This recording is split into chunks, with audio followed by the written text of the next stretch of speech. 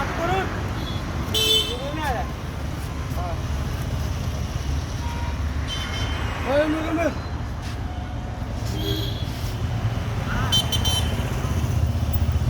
ছোৱালী নাই, আজি বহুদিনৰ পৰা ভিক মাগিয়ে খায়।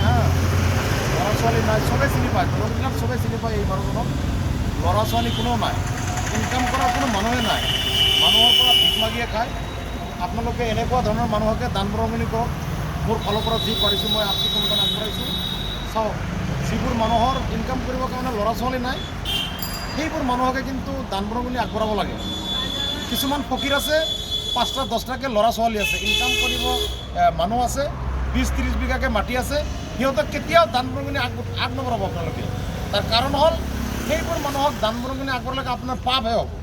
চাওক, এই ফকীৰজনক দৰং জিলাৰ গোটেই মানুহে চিনি পায়, এখেতৰ ল'ৰা ছোৱালী নাই। এনেকুৱা মানুহক আপোনালোকে দান কৰক, তেতিয়াহ'লে মহান আল্লাহ পাকে আপোনাৰ দান কবুল কৰিব।